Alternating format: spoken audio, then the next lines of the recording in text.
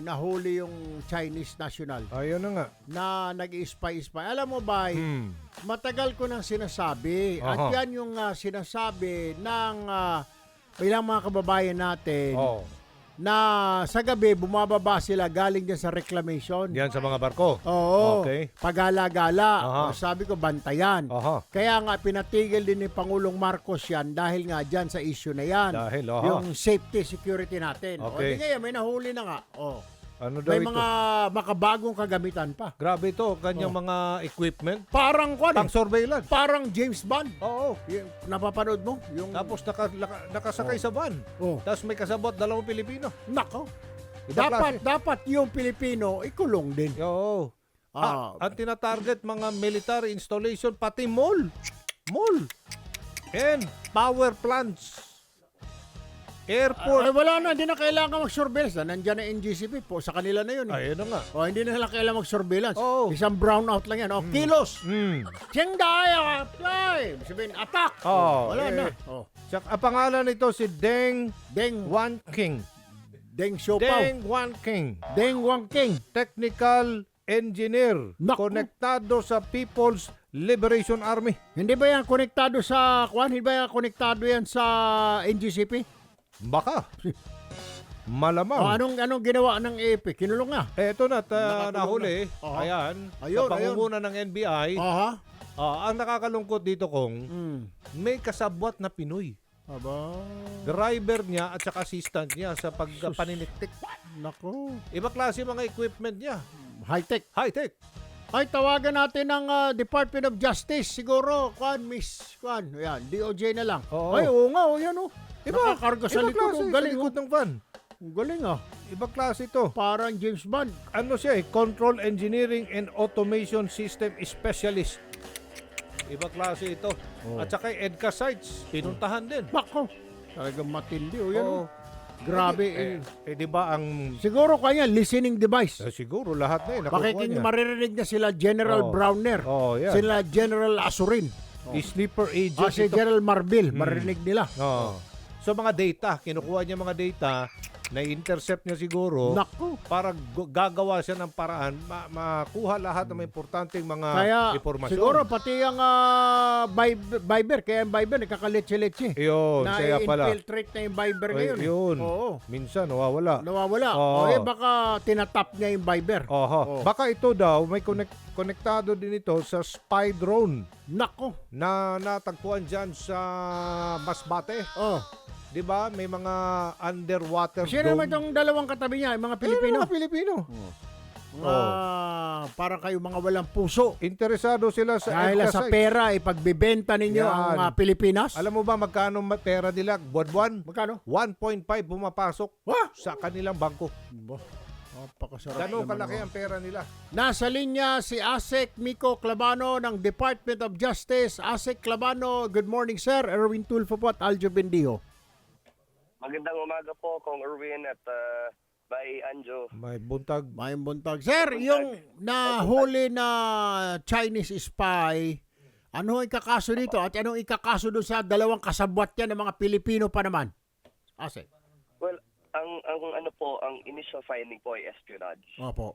Ngunit meron po tayong mga additional allegations dahil po doon sa possession ng mga equipment na yon. Ang nangyari po kasi kung nahanap po sila sa Makati gamit po ang isang white RAV4, meron po tayo nakitang equipment. Parang Opo, go ahead. hello po. Yes sir, Okay, go ahead sir. go ahead. Napuputol-putol pero go ahead sir. Hello, yes sir. Para pong yung machine po na nakita namin, yun po parang yung sa Google Maps na mga vehicle na may radar sa taas. Oho. Pero ito po, isa pang level higher dahil po ang ginagamit po nila ay laser para makita nila talaga yung totoong height para gumawa ng isang 3D na model ng mga nakikita nilang mga struktura. At yung nahanap po natin, meron silang 3D model ng Camp Crame, Camp Aguinaldo, Camp Caringal, mga eskwelahan. Yun po yung mga critical po na mga infrastructure natin. At meron po din tayo nahanap na dalawang account na nakaka-access doon po sa sistema na yun na ang location po ay nasa China. So real-time po pinapadala yung information po Nako. natin. Oh. Nagsalita na ba itong suspect kung bakit at tahimik lang ho siya at hindi siya ayaw niya magbigay ng komento o statement? Sa ngayon po ay tahimik pa po siya. Pero itong dalawang Pilipino po ay ang ating pinipilit na mag-cooperate sa atin. Dahil ang kwento ho nila ay hinire po sila bilang driver at alalay. Ngunit po, nung pinuntahan na po yung mga significant infrastructure, dapat ho ay nalaman na ho nila na hindi na maganda ang ginagawa ng kasama nila. Lalo na at alam nila na may equipment sila na gano'n sa kotse. Sir, ano ho ang magiging kaso po nitong espionage po ba? Does this carry life imprisonment, sir? Hindi po. Kaya po, magsasuggest din ho tayo ng mga amendments doon sa espionage law. Dahil unang-una po, yung sa requirements ng espionage law ay dapat physically nag-intrude dito sa Pilipinas. Ngunit ngayon, dahil sa technology, you're able to intrude without even physically being here. Kagaya nito po, ay may sistema sila dito, tapos may access remotely ang mga dayuhan. Kaya po, kailangan na siguro talaga natin tignan yung batas tungkol sa espionage. So, hindi habang buhay na pagkabilanggo itong espionage na parusa dito sa ating bayan, sir. Medyo mahina. Opo. We are also looking at other angles here, kagaya po ng possible violations of the immigration law. No? Dahil undesirable alien din po siya. At sa tingin ho natin, hindi po light itong ginagawa niya dito sa Pilipinas. Ano pala ito Matagal na sa Pilipinas. 5 years taon na na po. ba? O 5 taon na Opo, 5 taon na namamalagi sa bansa. So marami na, malamang, marami na itong na-transmit na mga vital information sa China. Yes, sir. Opo. At saka ang sa tingin ho natin, dahil 5 years na ho siya dito sa Pilipinas, kumbaga update na lang ito sa mga nakuha na nila. Hindi na to first time. Kumbaga yung 3D model ay sa tingin ho natin sa ating pagsusuri. Kumbaga baka meron na silang data tungkol dito at itong pag-ikot nila ulit ay isang update na lang po doon sa nakuha na nila. Talagang matindi po itong akala ko may problema lang tayo diyan hanggang diyan lang sila sa West Philippine Sea. Mantakin mo dito na sa Metro Manila. Marami siguro malamang to. Tinitignan nyo rin ba ng inyong NBI, sir, na baka may mga kasabwat pa ito na ibang mga Chinese national? Po, nung press con kahapon po ay binanggit ni Director Jimmy Santiago na tinitignan ho nila yung iba't iba nating mga stations sa buong bansa para tignan kung may similar report doon. Tapos ang utos po ni Director ay i-analyze kung konektado ba itong lahat at kung systematic ba po ba yung operation nila. Alright. Sir, paano nahuli ito? I mean, may nag-tip lang sa inyo o visually nakita ninyo, nakaduda-duda ang kanilang movement ng NBI? Nag-tip po, may tip galing sa intelligence community, no? Kaya po kasama din po sa kahapon press briefing si General Bronner dahil nga ho nanggaling ho sa kanila yung tip. Apparently po meron din silang nahuli dati ng Navy na isa pang medyo similar po na incident, no? Kaya ho natin nalaman. Ito po ba nakarating na po sa Pangulo? Na-advise na po ang Pangulo? Of course, definitely. Yes, sir. Opo. Nalaman na ho din niya. At parehas po yung yung analysis nila dito sa sitwasyon ni Director Jimmy Santiago na tignan yung connection between all similar reports. Pero itong Chinese national, sir, definitely makukulong dito. Kasi kung may mga immigration violations lang siya, dapat po ikulong ito, Asek Miko. Opo, ikukulong ho talaga dito dahil ang criminal laws po ay jurisdictional. So kung dito po kinomit yung krimen, dito na rin po talaga siya ikukulong. Nag-communicate na rin po ba ang DOJ sa Chinese Embassy para tanungin kung may idea sila sa ginagawa ng taong ito, definitely, kasi connected dito sa People's Liberation Army, ASEC. Definitely po, pagkatapos po ng investigation, isa po yan sa hakbang na gagawin po ni Secretary Remulla Yun, dahil ito ay isang national security concern. issue Opo. at concern po. Kaya kailangan ho talaga natin malaman din sa embassy nila kung ano talaga ang kanilang tingin din dito sa sitwasyon. Konektado ba ito sa Pogo din? Parang wala naman po kami Okay. nahanap na link. No? Aha. Opo. Or doon sa West Philippine Sea, hindi kaya connected din ito, Oo. sir? At nagtitingin kung anong mga actions na gagawin ng gobyerno, Ayun. listening, kung ano ang next move natin patungkol dyan sa West Philippine Sea. Kasi kaduda-duda itong monster ship nila, ayaw Ayaw umalis. umalis. Parang nag-aantay ng impormasyon. I don't know what's happening. Yes, Kong Erwin, actually, hindi po natin na-connect pa sa West Philippine Sea issue. Although, syempre po, dahil it's, it may be connected, titignan ho din natin. Pero as of right now, wala pa pong indication na konektado po siya sa West Alright. Philippine Sea issue. Okay. ASEC Miko Clavano, spokesperson ng Department of Justice. Sir, thank you for your time with us this morning. Thank you po. Thank you so much, Kong Erwin. Maraming salamat po, Benjo. At magandang umaga po sa lahat. Morning. Thank you. Nasa linya din si Congresswoman Rachel Arenas ng Pangasinan. Siya ang chairwoman Chairwoman. ng Foreign Relations Committee ng Kongreso. Mhm. Oo.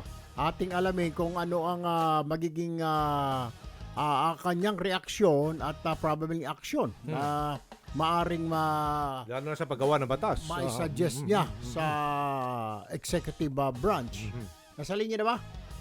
Okay. Nandiyan na. Magandang umaga, Congresswoman Rachel Arenas. This is Erwin Tulfo, Ma'am, and Aljo Bendijo. We're live Morning po. sa PTV Network at Radyo Pilipinas, Radyo Publico Nationwide. Good morning po. Morning, Senator Erwin. Sa lahat po na ating tagapakinig, magandang umaga po sa inyo. Opo, kasama pa natin, Ma'am, si Aljo Bendijo, ang aking Morning po. partner, Ma'am, sa Yes, radio. hi, Kuya Aljo. Yeah, Okay, yes, ma'am. Ma'am, Morning. I'm sure nakarating na sa inyo itong pagkahuli dito sa Chinese spy nung isang araw ng mga otoridad. Tapos, yung Chinese monster ship ng Coast Guard nila ay ayaw umalis sa ating bayan. Ano ho ang reaksyon nyo rito, ma'am? What is happening sa inyong palagay? Yung monster ship na yan, against the Philippine Maritime Zones Law. Kasi po, it's within our EEZ. And Opo. they're intimidating our fishermen. Opo. Kabuhayan niya ng ating mga ngingisda. Ini-intimidate po nila yung ating mga Filipino fishermen. Opo. And dapat po talaga na umalis na sila dyan kasi they're provoking eh. Mm. Yung mga actions ng China is provoking and parang it's for our country's peace and stability. Ang tanong po dyan, ano ba ang intention ng China? Kasi the ship has been there for a few days already. Mhm. Okay. Di ba po? Opo, ma'am. Tama po. Ayaw ho nilang umalis. May parang nangungutya. Parang, sige nga. O kung matapang ka, lapit ka nga. Parang ganun ho, ma'am. Ang tingin ng mga kababayan natin. Oo nga po eh, which is actually because we have been dealing with them diplomatically. We've been following the rules-based order. And the Philippines has actually, in fairness to our president, the Philippines has strong resolve naman to deal with China. And Congress is doing their job in passage of yung ating pong mga maritime zone and ASL. And I also want to praise our Coast Guard kasi our Coast Guard has deployed 2 of our large vessels in the area. And they have quickly deployed those ships. Alright. And Ma'am, ang alam ko po, yes, Senator, na nag-protest na rin po ang DFA natin. They filed the protest already, a diplomatic protest. ngayon, may bagong insidente. 2 days ago, nahuli na Chinese spy. Meron ho ba kaya tayong magagawa pagdating sa ating relations? Can we warn China or ask China probably na, hey, what's going on? Ano ba talaga? I mean, nananahimik kami rito. binubuli nyo kami, yung inyong Chinese Coast Guard, monster ship, nandyan. Tapos ngayon, few days ago, may nahuling spy ninyo. May kinalaman ba kayo? Can we ask them that, Kong Rachel? Actually, we've been, in fairness to the Department of Foreign Affairs, to all our people that have been talking to them and negotiating and arbitration, we have actually been very, very diplomatic with them. We've been actually, we have filed several diplomatic protests. Also don't want to honor the arbitral award, as seen, di ba, in the past years, since 2016. Palagi ko, Sen, ang lahat naman ng ginagawa natin to maintain peace and order.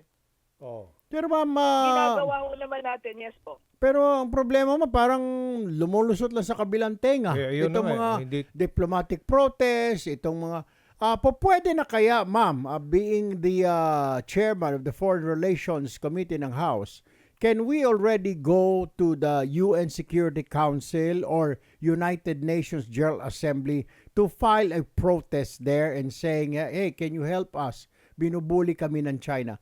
Do you think it's high time and do you think papakinggan na tayo, Kong Arenas? Actually, have been everything that's been going on here, as is also nakakaalam naman po yan ng UN.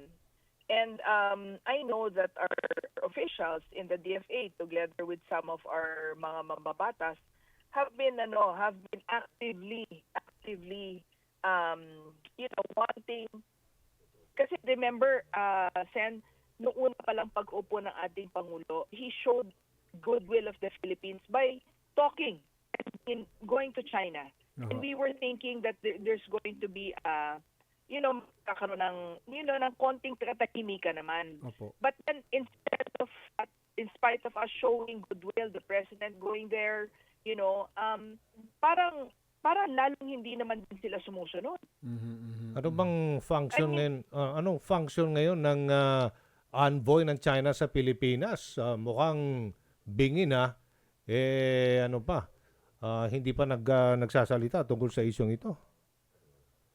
I think, kasi I know that the Department of Foreign Affairs, the National Security Council, they have been meeting also about this. Maybe it's not just being disclosed because it's very confidential. But I know that they are working really hard on this.